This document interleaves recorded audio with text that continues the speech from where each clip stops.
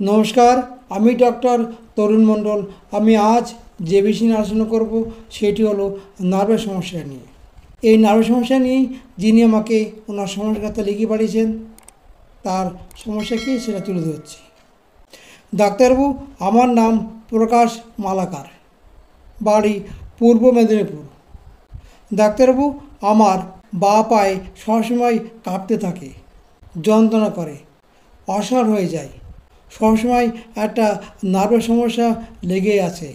পা ঝিনঝিন করে, কখনো কখনো পা লাফায়, ঠিকমতো হাঁটতে পারে না। আমার এই পায়ে যখন সমস্যা হয় তখন আমার খুব কষ্ট হয়। পায়ের মধ্যে কোনো সার থাকে না, চিমটি কাটলেও লাগে না।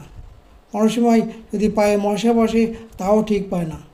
পায়ের মধ্যে সবসময় একটা অসাড় ভাব লেগে আছে, সঙ্গে সঙ্গে পা কেঁপে ওঠে। রাত্রেবেলা শুলে পা কাঁপা বেশি হয়। রাত্রেবেলা শোয়ার পরে আমার পায়ে কোনো সার থাকে না। ভোরবেলা আমার পা আবাস বেশি থাকে, হাঁটতে পারে না।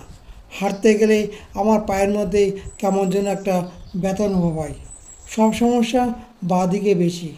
বছর 2 ধরে আমার এই সমস্যা, ডাক্তার দেখিয়েছি, কিন্তু আমার এই পা আবাস, পা কাঁপা কিছুতে যাচ্ছে না। মাঝে মাঝে আমার পায়ের তলাও জ্বালা করে। নার্ভের সমস্যার জন্য আমার খুব কষ্ট হয়। অবশেষে আপনার সঙ্গে যোগাযোগ করলাম।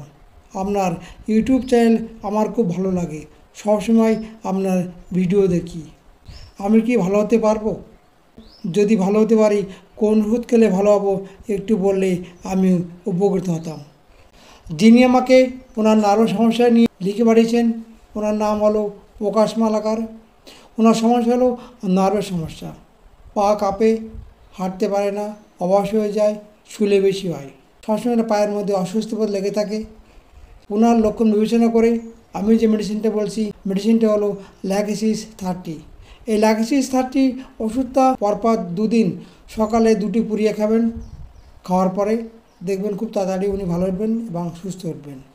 আশা করি পরবাবু আপনি কীভাবে ওষুধটা খাবেন, কীভাবে ওষুধটা কিনবেন, সব কিছু বুঝতে পেরেছেন এবং এই ওষুধে আপনি ভালো উঠবেন, এটা আমি আশা রাখি। আপনারা যারা এরকম সমস্যায় কষ্ট পাচ্ছেন, আপনারা আপনাদের সমস্যার কথা লিখে জানান। আমি অবশ্যই ভিডিওর মাধ্যমে সেগুলো তুলে ধরবো। আজ এই পর্যন্ত। ভালো থাকবেন, সুস্থ থাকবেন। নমস্কার।